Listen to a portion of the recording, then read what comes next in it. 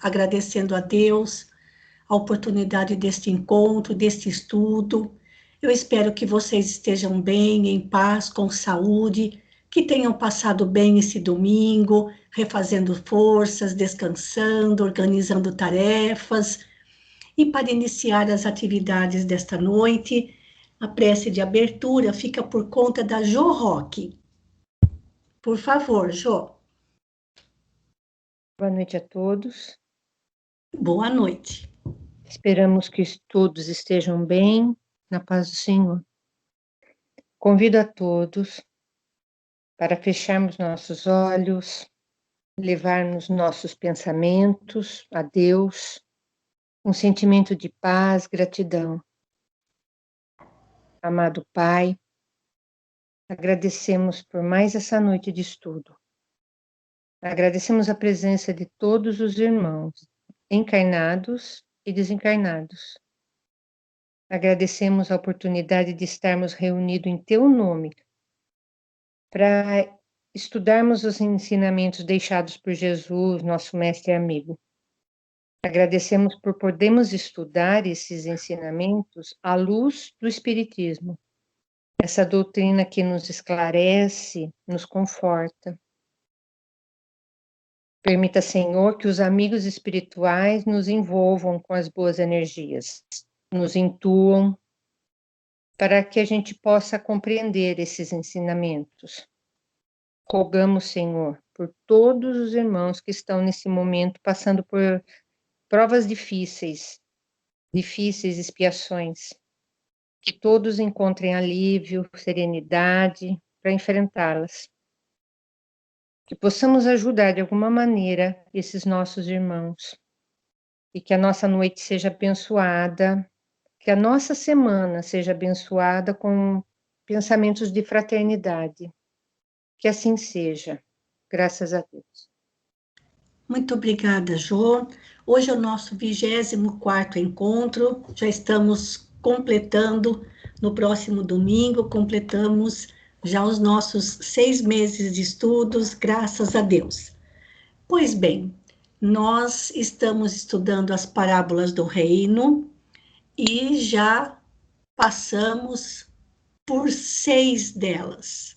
Falta hoje a parábola da rede, completando assim as 7 parábolas do reino, ou as 7 parábolas do lago, proferidas por Jesus e registradas no capítulo 13 do Evangelho de Mateus. Na semana passada, quando nós trabalhamos com a parábola da pérola e do tesouro, a Vilmara comentou com a gente sobre a existência também de pérolas de água doce, que eu desconhecia totalmente. Ela mandou um material no nosso grupo do NEP pelo WhatsApp, e as pérolas são lindas, uma mais linda do que a outra. A gente está habituado a ver somente a pérola branca, mas é uma mais linda do que a outra. E eu encontrei no livro Cartilha da Natureza, de Casimiro Cunha, uma poesia dele a respeito da pérola. Então, antes de entrarmos na parábola da rede propriamente dita, eu vou pedir para a Vilmara, já que foi ela que comentou a respeito da pérola de água doce, se ela pode ler, então, para nós, esses versinhos de Casimiro Cunha a respeito da pérola. Então, eu vou sair daqui do PowerPoint, depois eu retorno para poder projetar o texto sobre a poesia de Casimiro Cunha, no capítulo 37 do livro Cartilha da Natureza. Já chegou aí, Vilmara? Boa noite. Boa noite, Maroísa. Chegou sim. Então, por favor, uma pérola com outra pérola, por favor. Gentileza sua. É nada.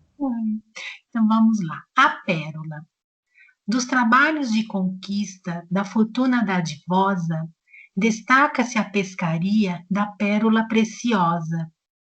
Nem todo o mar serve à pesca, há nas ostras exceção. Agora parou aqui.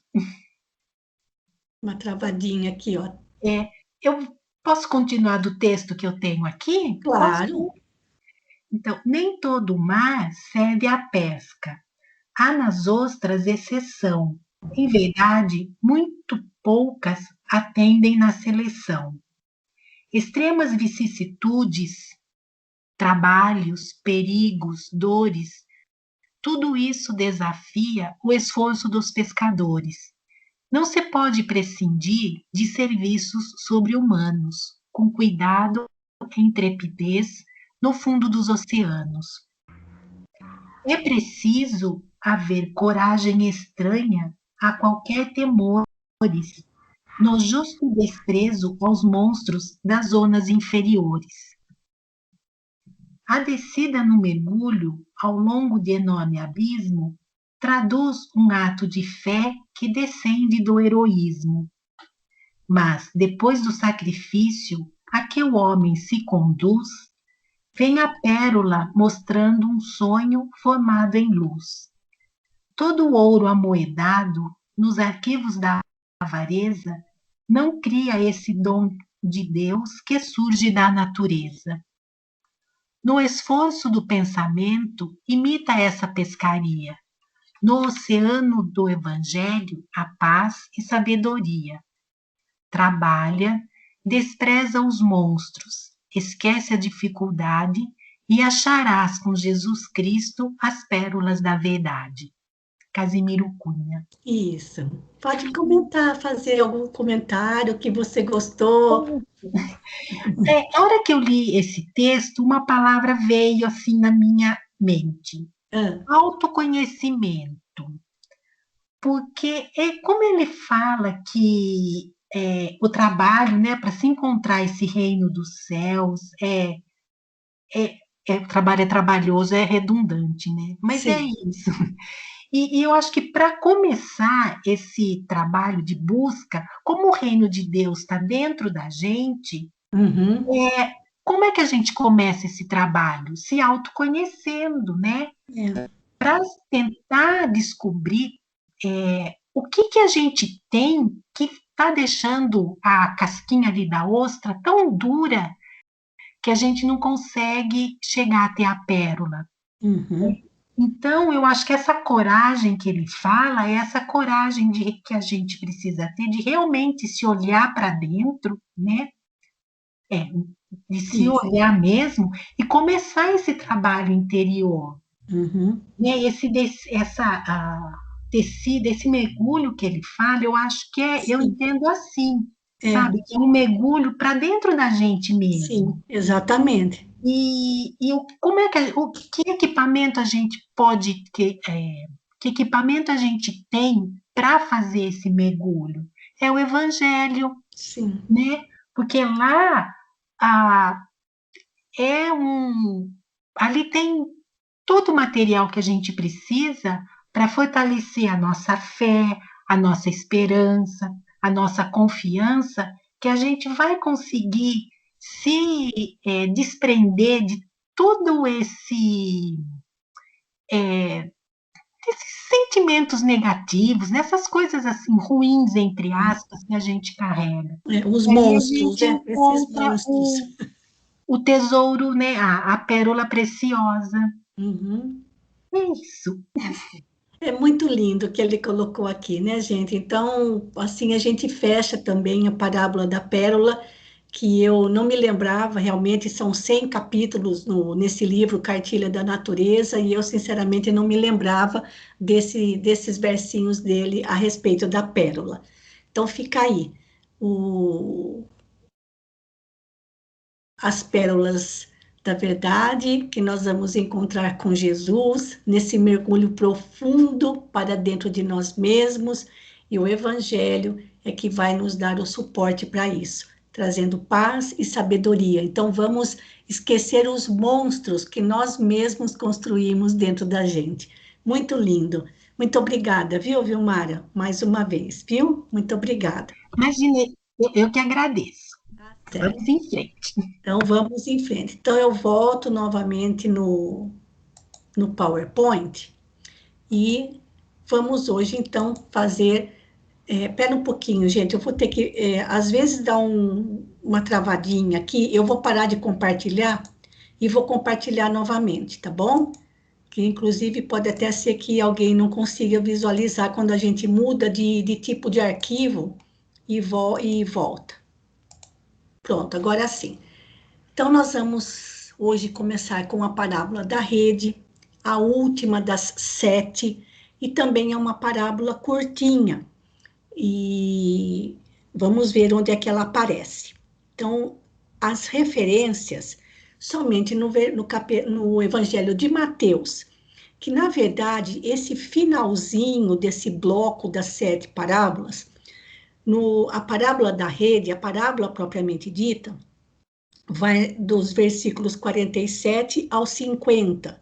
E a conclusão das 7 parábolas são os versículos 51 e 52. Então, nós vamos ver tanto a parábola quanto a conclusão, nós vamos trabalhar juntos para fazer realmente esse fechamento desse bloco de 7 parábolas, tá bom? E nós vamos seguir aquele nosso roteiro, buscando os personagens, o lugar, o tempo, os elementos ou objetos e as ações. Então, num primeiro momento, nós fazemos apenas a leitura e depois vamos buscando esses elementos que fazem parte, que constituem a parábola propriamente. Então, de novo, eu vou sair dessa tela e vou passar para o texto de Mateus, que é a Jo Roque. Novamente, eu vou seguindo uma ordem, eu sigo uma ordem conforme os participantes, gente, mas às vezes coincide da prece inicial e a final ficar com aqueles mesmos que vão ler, tá bom? Não é preferência da minha parte, é que às vezes coincide isso, tá? Então, aqui, Jô, deixa eu fechar esse, agora nós vamos ficar aqui, olha, na parábola da rede. Tá. Só pode começar. Parábola da rede. Finalmente, o reino dos céus é semelhante a uma rede lançada ao mar, que coleta todos os tipos de peixes. E depois de estar cheia, tiram-na os homens para fora e, sentados na praia, escolhem os bons para os vasos e deitam fora os maus. Assim será no fim do mundo. Sairão os anjos e separarão os maus dentre os justos, e lançá-los-ão na fornalha ígnea. Ali haverá choro e ranger de dentes. Isso. E aqui o 51, 52. Coisas novas e velhas. Compreendestes bem tudo isso? Responderam eles, sim. Ele lhes disse, por isso todo escriba instruído no reino dos céus é semelhante a um pai de família, que tira do seu tesouro coisas novas e velhas. Isso. A parábola propriamente dita são só esses versinhos aqui, os 4, e essa conclusão, sobretudo o versículo 52, é um pouco enigmático, mas eu só fico pensando, depois de Jesus falar as 7 parábolas, e ele perguntar para a multidão, vocês compreenderam tudo isto? E eles responderem, sim, será que compreenderam mesmo? Aquele sim, quase não, será que compreenderam mesmo? Mas, enfim, nós vamos, essa parábola também eu considero assim, ela é um tanto enigmática, porque Jesus agora saiu do terreno da semente, das plantas, o tesouro, a pérola, e agora ele está falando de uma rede de pesca, né? Uma rede de pesca lançada ao mar. E ele mistura aqui na parábola com a questão do fim do mundo. Então, assim, esta parábola da rede, em certos aspectos, ela é semelhante à do joio e do trigo. Porque aqui tem uma seleção, né? Mas a gente vai deixar para escarafunchar melhor a hora que a gente começar a extrair os elementos, as ações e as leituras relacionadas a essa parábola. Então, para quem não tem o Novo Testamento, fica às vezes difícil lembrar de todos os elementos, porque não tem o texto ao lado. Mas como a parábola é curtinha, assim, fica fácil da gente memorizar. Que nós temos que o reino dos céus é semelhante a uma rede de pesca lançada ao mar, e como todo pescador sabe, a rede coleta todos os tipos de peixes. Lembrando também que os discípulos, com exceção de Judas Iscariotes, eram todos pescadores, pescando lá no grande mar da Galileia, no grande lago da Galileia. E depois de recolhida a rede, com todos os tipos de peixes, ou seja, era algo que se fazia habitualmente. Então, para os pescadores, o que Jesus estava dizendo era normal, era o hábito de todo pescador, ficar sentado na praia e ficar tirando das redes os peixes bons e os que não são bons, os que são bons para alimentação e os que não são, e aqueles que nem peixes são. E os bons eram colocados em vasilhas, para depois serem levados ao comércio. E aí ele já dá uma conclusão. Então, agora ele faz outra comparação. Primeiro ele comparou o reino dos céus a uma rede. Até aí tudo bem. Os versículos 47 e 48, mesmo a gente que não é pescador, fica fácil de entender. Mas no 49 ele faz outra comparação. Assim será no fim do mundo.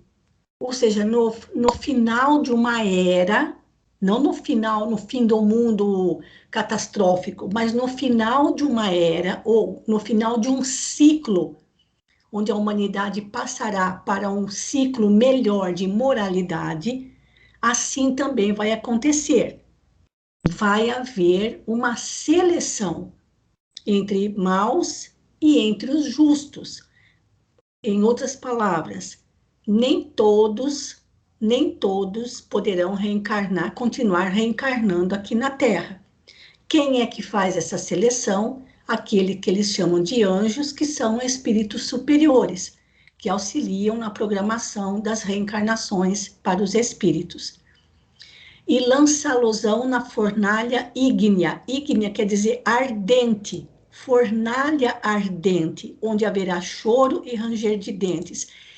Essas expressões, aliás, essas palavras são expressões que nós, com os ensinamentos do Espiritismo, compreendemos que se trata esses espíritos que não tenham mais permissão de reencarnar na Terra, porque continuam rebeldes às leis divinas, reencarnarão em planetas mais atrasados do que a Terra. E se são mais atrasados do que a Terra, isso significa que lá o sofrimento é muito maior do que aquele que temos aqui no nosso planeta. Ou seja, vai sofrer muito mais em outros lugares, em outras condições mais adversas, por não se adequar às leis divinas. Em outras palavras, por não viver dentro dos ensinamentos da moral do Evangelho. Tá bom, gente? Então, resumidamente, a parábola em si parece tranquila no seu entendimento, embora ela mude aqui o tom da conversa. E outra coisa enigmática é esse versículo 52. Porque quando Jesus pergunta para o povo, vocês entenderam? É como a gente na sala de aula perguntava para os alunos, vocês entenderam? Todo mundo dizia que entendia. Aí você passava um exercício e ninguém sabia fazer nada. Estava todo mundo cheio de dúvidas e não tinha entendido nada. Acredito que tenha sido mais ou menos assim. Só que nesse versículo 52, ele já muda o tom da conversa. E aí a gente se pergunta, porque aqui de novo é enigmático, porque ele fala de escriba instruído no reino dos céus. Então a gente vai ter que analisar primeiro quem é o escriba, o que significa um escriba. E por que, de novo, ele fala de tesouro? Que tesouro é esse agora? Um tesouro de onde ele tira coisas novas e velhas. Que coisas? Que coisas são essas? Nós vamos ver isso no transcorrer do nosso roteiro de estudo. Mas só para lembrar uma coisa que eu já comentei quando nós iniciamos os nossos estudos do Evangelho, é que Mateus, cada evangelho tem suas características próprias. No caso, o Evangelho de Mateus, que é um dos mais pedagógicos, ele foi escrito para judeus convertidos ao cristianismo, judeus que se tornaram cristãos. E por esse motivo, muito do que nós encontramos no Evangelho de Mateus, talvez não tenham sido palavras de Jesus, mas do próprio Mateus, fechando um raciocínio de Jesus para dizer aos judeus, aos judeus que se tornaram cristãos, para justificar perante esses judeus as palavras e os ensinamentos de Jesus. É o que a gente depreende, é o que a gente conclui desse versículo 52, que na altura, quando a gente começar as interpretações, o significado espiritual, a gente vai voltar nesse texto, tá bom, gente? Então, novamente, nós vamos voltar lá para o PowerPoint para fazermos agora a nossa seguindo o nosso roteiro de estudo. Alguém quer fazer alguma colocação a respeito antes da gente começar? Deixa eu voltar aqui, olha. Então, vamos lá. Deixa eu ver se vai abrir bonitinho ou se ele vai ficar truncado. Espera aí que eu vou voltar de novo no Skype. Eu paro de compartilhar, senão o PowerPoint não abre totalmente. A tela não fica totalmente aberta. Espera lá. Então, obrigada, viu, Jô, da sua leitura. Então, vamos lá. No nosso roteiro de estudos, nós primeiro precisamos identificar quem são os personagens. E não sei se vocês repararam que no comecinho, quando ele diz o reino dos céus é semelhante a uma rede que é lançada ao mar. Não tem o sujeito. Quem é que lança a rede ao mar? Claro que seria o pescador. Né? Então, é como se houvesse ali um sujeito oculto, fica subentendido que alguém lança a rede no mar. E como está falando de pesca, para eles era óbvio que se trataria de um pescador. Mas não está explícito, não está claro no texto. Só diz que é semelhante a uma rede lançada ao mar. Então, alguém teve que lançar essa rede. Então, nós vamos colocar como sujeito oculto, porque não está claramente colocado no texto quem lança a rede no mar, embora subentenda-se que se trata de um pescador. Aparecem os anjos na própria palavra, na própria parábola. Novamente, nós temos aqui os anjos, quando ele diz que assim também será no fim do mundo, quando os anjos vão separar os maus dos justos. E os justos e os maus. Acho que é só isso. Alguém quer fazer algum acréscimo de alguma coisa que eu tenha esquecido ou não tenha percebido em relação aos personagens? Porque nesse primeiro momento, como a gente sempre costuma fazer, nós não damos o significado espiritual. A gente só faz o levantamento de todos seguindo esse roteiro de estudo sobre a parábola. Bom, e também... Luísa, dá licença, é a Vilmara de novo. Oi, pode falar, Vilmara. No 48, quando fala, quando está cheia, os pescadores a puxam para a praia, não pode considerar esses pescadores como personagens? Sim, bem lembrado, eu esqueci. Então, até mesmo, eu estou até pensando, Vilmar, em tirar o sujeito oculto que eu escrevi ali e colocar os pescadores, porque, na verdade, para eles, só lança a rede ao mar quem está pescando, certo? Mesmo que não seja um pescador profissional, mas é quem está pescando, certo? Então, acho que eu vou tirar aquele sujeito oculto e vou colocar pescadores no lugar, tá bom? Muito obrigada. Mais alguma coisa? Então, vamos lá. Depois, se lembrarem, se perceberem, daí vocês me digam, tá bom? Não, Maria, Oi. ei, boa noite. Oi, Maria, você pode falar. Bem, os escribas não entrariam aí, juntamente com os pais. Os escribas, deixa eu ver. Ah lá, eu coloquei os discípulos e não coloquei os escribas. Então, vamos lá, os escribas. Esqueci do escriba. Certo. Mais alguma coisa? Não, obrigada. Obrigada, eu que agradeço. Porque lá fala do pai de família, mas na versão que eu tenho da Bíblia de Jerusalém, não é pai de família, tá como discípulo, né? Então, mas eu também vou colocar ali o pai de família, tá bom, gente? Porque, de qualquer modo, a gente precisa fazer todo o levantamento possível, tá bom? E depois, se vocês lembrarem mais alguma coisa ao longo da semana, aí vocês me avisem, por favor. Agora, o lugar. O lugar, como a gente costuma dizer, tem o lugar onde a parábola foi contada, que continua sendo em Cafarnaum, na Galileia, e tem o lugar onde a parábola se passa, onde se passa a história. Então, aqui fica óbvio para a gente que é o mar, e eu só coloquei isso, deixa eu voltar lá. Porque, por exemplo, eles ficam sentados, a mesma coisa, não está dizendo no texto onde eles ficam sentados, separando o peixe que é bom do que não é bom. O que é bom para comer, o que é bom para comercializar, do que não é. Então, isso seria na praia, mas não aparece escrito isso no texto, né? Então, também não me lembro se alguém conseguir identificar mais algum lugar que apareça, daí vocês me digam, para quem tenha, porque agora eu já não estou mais com o texto aqui comigo para eu poder analisar, mas se lembrarem, aí me digam que daí a gente acrescenta aqui mais algum lugar, tá bom? Fiquem à vontade. Então, vamos. Agora vem o tempo. E o tempo é a mesma coisa.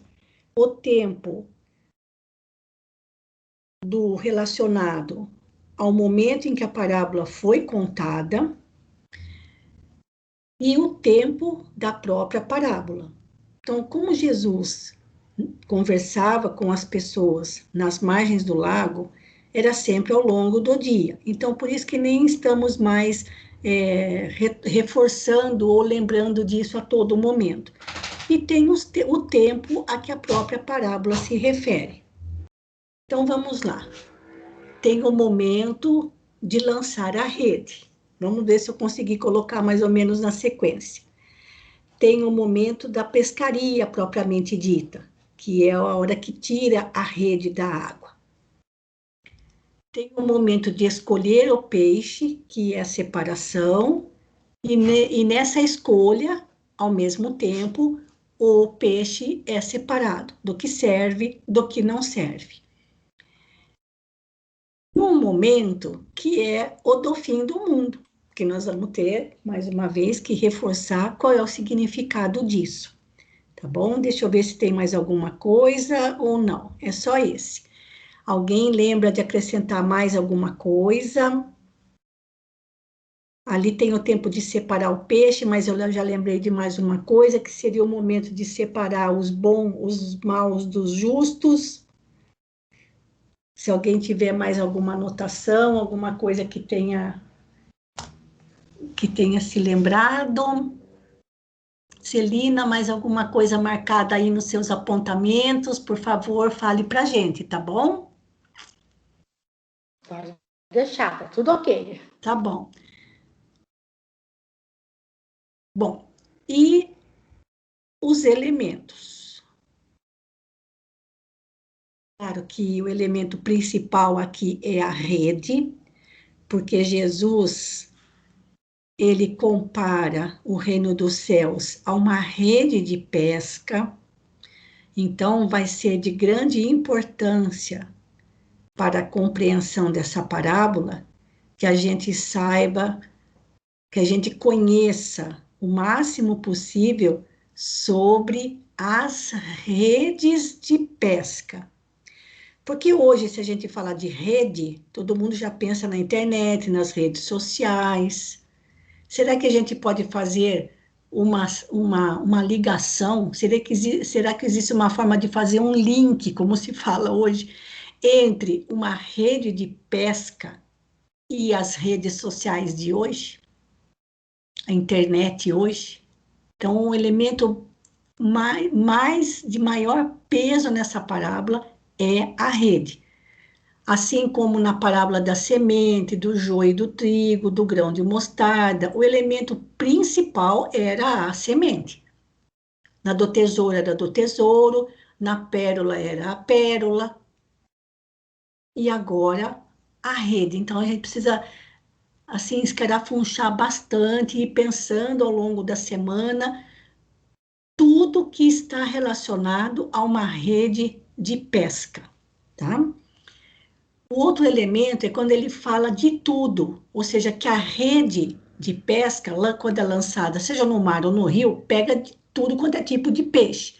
Embora hoje, né, já mais avançado, existem redes de pesca específicas para cada tipo de peixe que se queira pescar, mas isso não existia naquela época, tá bom?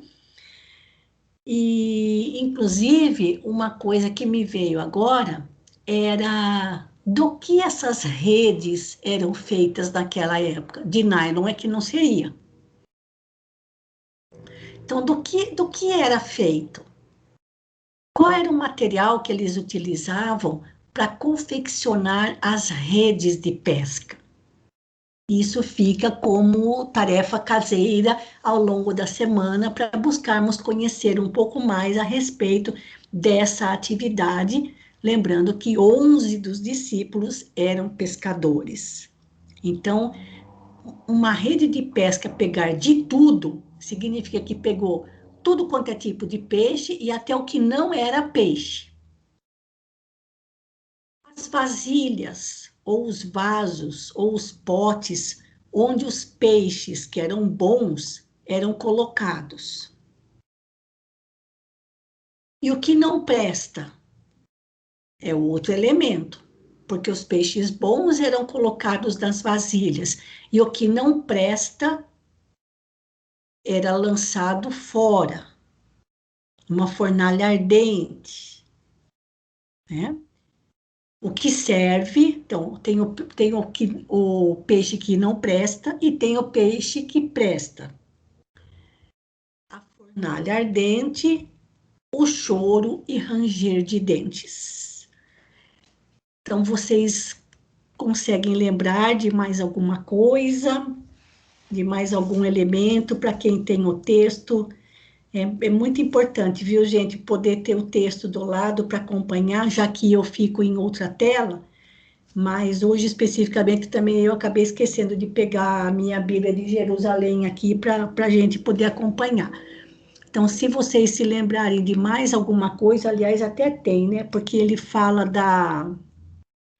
lá na conclusão, ele fala do pai de família, que do seu tesouro sabe tirar coisas novas e coisas velhas. E isso ficou faltando eu acrescentar aqui, porque é importante para a gente lembrar qual é o significado dessas coisas velhas e das coisas novas. E que tesouro é esse? Deixa eu marcar aqui, porque depois, para a próxima semana, eu vou corrigindo. Então, falta acrescentar nos elementos objetos aquele tesouro que é citado na conclusão, o que são as coisas velhas e o que significam as coisas novas, tá bom? E vamos em frente. Então, em relação ao nosso roteiro de estudos, o próximo item seriam as ações, mas a gente só deixa para colocar as ações depois que a gente tiver feito as leituras. Só que em relação às leituras, são somente duas. Emmanuel não tem nenhum texto relacionado a esse trecho, nós temos apenas o texto de Karl Schutel, do livro Parábolas e Ensinos de Jesus, e do Rodolfo Caligares. O livro se chama Parábolas Evangélicas. Então, eu deixei separado aqui já para o Albertin fazer a leitura dos comentários de Karl Schutel nesse livro Parábolas e Ensinos de Jesus. Então, novamente, eu vou sair daqui da tela e vou projetar o texto deste livro, tá bom? Assim, todos acompanham a leitura do Albertin. Já apareceu aí? Já. Tá, então não precisa ler novamente, Albertin. Assim a gente já começa com as explicações de Karl Schutel. Boa noite a todos. Boa noite. O fim do mundo é o característico dos tempos em que estamos. Esses tempos em que a própria fé é encontrada com muita dificuldade nos corações. Tempos em que a lealdade, a sinceridade, a verdadeira afeição, o amor, a verdade andam obscurecidas nas almas. Tempos de discórdias, de ódios, de confusão, tal que até os próprios escolhidos periclitam. É o fim do mundo velho, é o advento do mundo novo. É uma fase que se extingue para dar lugar a outra que vem nascendo. Não é o fim do mundo, como alguns o têm entendido, mas sim o fim dos costumes, com seus usos, suas praxes, seu convencionalismo, sua ciência, sua filosofia, sua religião. É uma fase do nosso mundo que ficará gravada nas páginas da história com letras indeléveis, encerrando um ciclo de existência da humanidade e abrindo outra página em branco, mas trazendo no alto o novo programa de vida. A rede, cheia de peixes de toda a espécie, representa a lei suprema, que ministrada a todos, sem exceção, sejam gregos ou gentios, vem trazendo ao tribunal de Cristo gente de toda espécie, bons, medianos e maus, para serem julgados de acordo com as suas obras. Os anjos são os espíritos superiores a quem está afeto o poder do julgamento. A fornalha de dor é o símbolo dos mundos inferiores, onde os maus têm de se depurar entre lágrimas e dores para atingirem uma esfera melhor. Contudo, não se julgue que essa parábola seja para os outros, que não os espíritas ou os crentes no espiritismo. Parece-nos até que os afeta primeiro que a todos os demais, pois que se acham dentro da rede tecida pela pregação dos espíritos no mundo todo.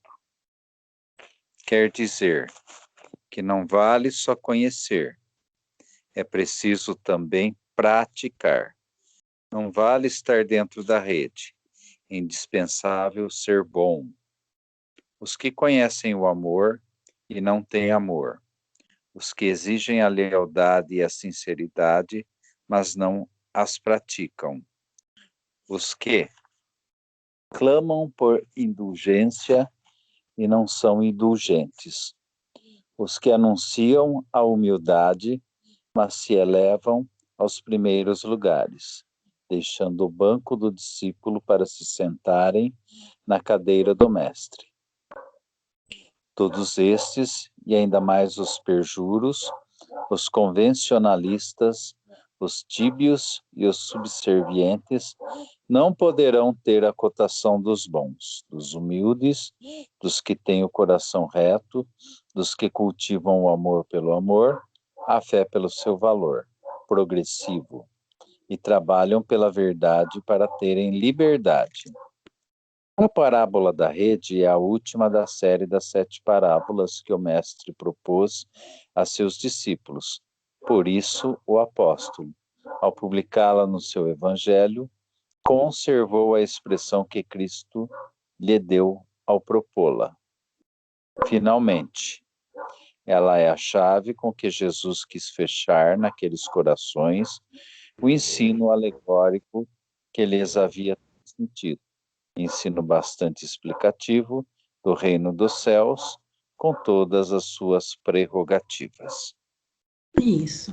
Pode fazer seus comentários, Albertinho. Vou voltar lá no comecinho. Ok. Ele começa falando sobre o fim do mundo, né? Quando se fala fim do mundo, na verdade, né, a referência é o fim do período, né? Que nós já estamos na transição, né? Entre o mundo de provas e expiações para o mundo de regeneração, né? E como a gente vem já sempre colocando nos nossos estudos, né? Aqueles que já estão praticando o amor ao irmão, a si mesmo, né? São aqueles que tendem a continuar nesse mundo ou vão ascender a mundos mais evoluídos. Agora, aqueles que não estão nessa situação de elevação, ainda vão ter que reencarnar em mundos inferiores para poderem se elevar, né? Que é o que fala no ranger de dentes, né? Na verdade, o ranger de dentes é isso, você reencarnar em mundos inferiores para buscar a sua depuração. Então, na parábola da rede, é muito claro, né? Que nessa rede todos os peixes serão apanhados, ou seja, todos nós poderemos estar nessa rede, mas vai haver a separação do peixe bom e do peixe que não é bom, justamente, né? Nessa transição de mundos é que vai haver essa separação, né? Aqueles que já estão com o amor, a fraternidade no coração, são aqueles que vão prosseguir reencarnando no nosso planeta azul ou em mundos superiores. Aqueles que ainda precisam de aprendizado vão ser separados dessa rede e vão reencarnar em outros mundos para passarem por novas provas, para poderem aprender e evoluir, né? Assim, é isso que eu consegui extrair dessa parábola da rede. Obrigado. Nós que agradecemos, Albertinho. E a leitura do texto de Carbar não está tão complexa, não tá muito difícil da gente entender o que ele está falando. O que ele está mesmo é batendo mais essa questão da separação dos maus e dos justos nesse período de transição. Só queria dar um destaque aqui para essa observação que ele faz, onde ele diz aqui, gente, olha, aliás, esse primeiro parágrafo que ele colocou aqui é exatamente o que nós ainda estamos vivenciando. E olha que ele escreveu isso, esse livro, Parábolas e Ensinos de Jesus, tem mais de 90 anos em que ele foi escrito por Carbar Schutel. Esse livro não é psicografado, ele foi escrito, que Carbar Schutel era também um escritor espírita. Então, olha como o que ele escreve é o que a gente ainda está vivendo. É um eterno choque entre a lealdade, a sinceridade, a verdadeira afeição, o amor à verdade, parece que os verdadeiros valores estão esquecidos. Discórdia, ódio, separativismo, sempre dois lados, um contra o outro. E aí ele fala que até os próprios escolhidos periclitam, ou seja, se sentem inseguros e podem errar, podem cair. Aí Karl Schutter faz uma chamada. Olha, entende-se por escolhido aquele que, pela vivência cristã, já se libertou em grande parte do reino do mundo. Não obstante, periclita, ou seja, pode cair, pode balançar, pode cometer erros, pode errar. Então, olha lá, ainda pode cair, donde a advertência do apóstolo Paulo. Essa frase, gente, aquele, pois, que cuida estar em pé, olhe, não caia. Na primeira epístola aos Coríntios, capítulo 10, versículo 12. Então, aí vem outra questão, como a Vilmara colocou na leitura dos versinhos sobre a pérola. Aquele mergulho no nosso oceano íntimo para buscar os monstros que ainda estão lá. E nos libertarmos desses monstros. É o reino do mundo. Para que a pérola do Evangelho no nosso coração possa, de fato, surgir. Então, nós já nos consideramos escolhidos? Nós já vivenciamos, já tocamos a nossa vida no dia a dia, cristãmente? Aí que está, né? Será que já chegamos nesse patamar de escolhidos? Porque se achamos que estamos realmente na crista da onda, estar em pé, precisamos tomar cuidado, porque podemos cair. Porque o choque de valores parece que está cada vez mais intenso. E a gente vivencia isso em casa, no ambiente de trabalho, no templo religioso, nas ruas, na vida social, dentro de nós mesmos, o homem velho querendo manter domínio, não deixando que o homem novo, evangelizado, realmente tome conta do nosso mundo íntimo. Então, essa luta primeiro começa dentro da gente e se espalha pelo lado de fora. Então, é essa crise, vamos dizer assim, que como a gente costuma dizer, mundo de transição dá trabalho. Então, nós não viemos aqui em instância de férias, nós viemos para aprender a servir, trabalhar. Então, vivenciar este momento também é para todos nós oportunidade de crescimento espiritual, procurando servir, trabalhar, auxiliar, manter a lealdade, a sinceridade, a verdadeira afeição, o amor, a verdade, dentro do nosso possível, procurando fazer o melhor ao nosso alcance. É isso que nós estamos vivendo. E é realmente o fim desse mundo velho. Mas o que é esse mundo velho? Olha, não é o fim do mundo, como alguns o têm entendido, mas é assim, o fim do quê? Fim de costumes que já não correspondem mais aos anseios da alma. Os convencionalismos, uma ciência só materialista, uma filosofia igualmente só materialista, uma religião ritualística. Isso não está mais convencendo. Convencem ainda algumas almas que ainda, alguns espíritos que ainda são frágeis demais, são infantis demais. Mas de que lado nós queremos ficar?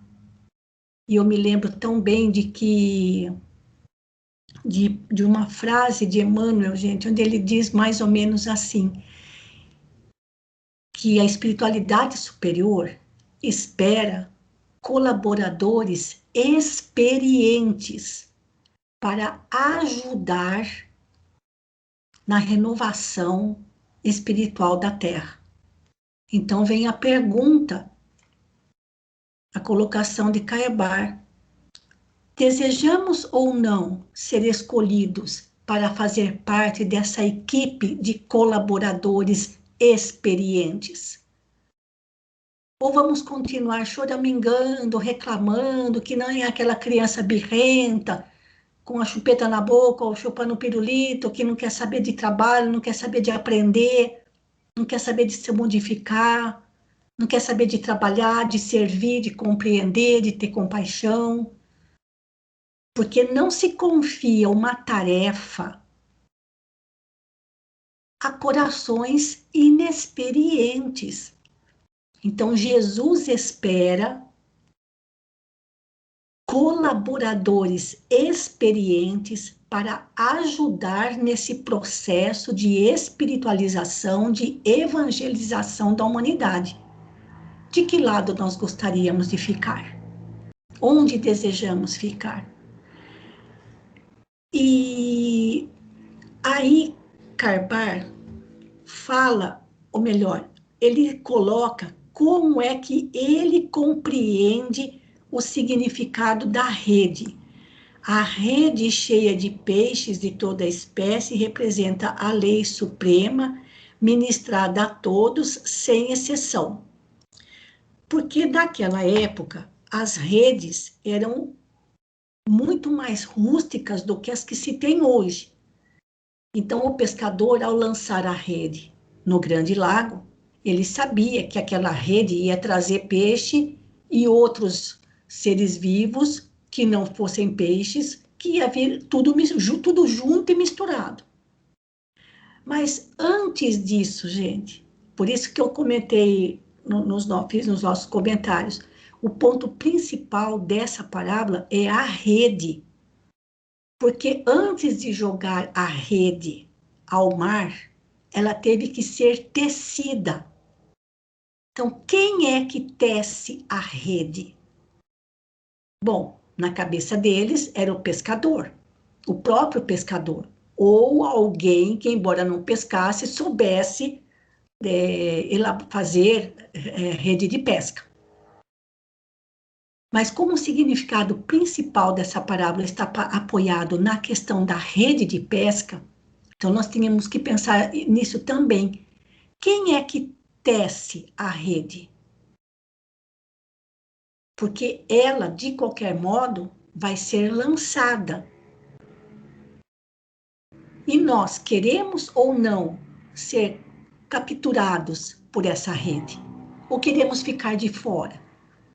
Desejamos ou não, quando essa rede for lançada, queremos ou não fazer parte dela? Queremos ou não ser capturados por essa rede?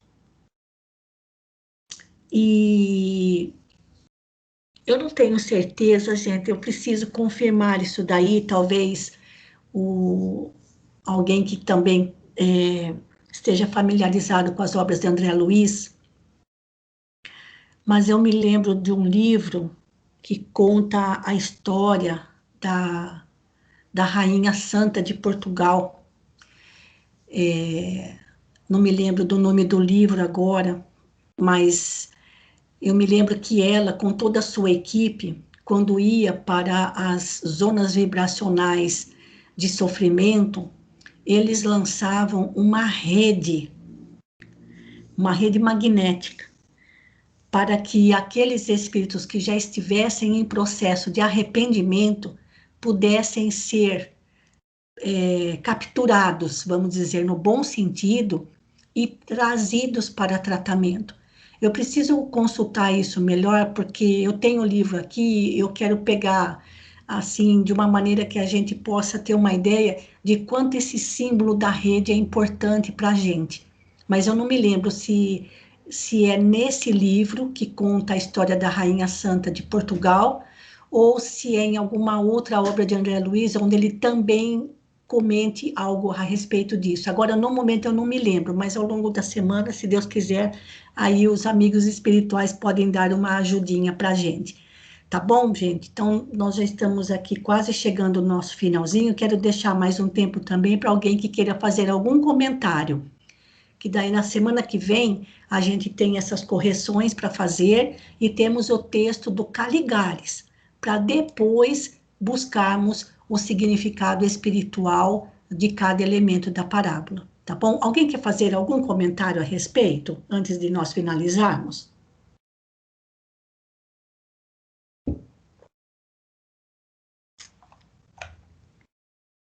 Não? Bem, pois não? Bom, eu só queria comentar, né, que sobre a parte que fala do escolhido, né? Aham. A gente normalmente, por ser espírita, a gente já acha que estamos entre os escolhidos, né? É, que já Mas será estamos na rede, né, Albertinho? Já estamos na rede. Mas será que nós estamos praticando realmente, né, para sermos Então. escolhidos, né? Então fica essa questão aí, né, para todo mundo, dar uma olhadinha no espelho para a gente ver se realmente nós somos os escolhidos. Exatamente, exatamente. Muito bom, gente. Então eu vou sair aqui da tela dos textos, vou voltar para a tela principal do Skype e já pedir para a Vilmara fazer, então, a prece de encerramento para nós. Por favor, Vilmara. Então, vamos aproveitar essas energias amorosas que estão nos envolvendo e agradecer de todo o nosso coração a esses ensinos que chegam até nós. São ensinos profundos e precisamos de muita humildade para aprender e colocar em prática. Pai amado, seja conosco esta semana que se inicia e, por favor, nós te pedimos que a sua misericórdia seja derramada em todos os lares deste planeta, que todos sejam abençoados, que haja sempre muita paz, amor e harmonia em cada cantinho do planeta, que a violência, o desrespeito, a falta de amor seja transformado em estrelas de luz, voltando a nós mesmos. Obrigada, Senhor, por tudo. Gratidão por todo o seu amor, por toda a sua misericórdia. Que assim seja.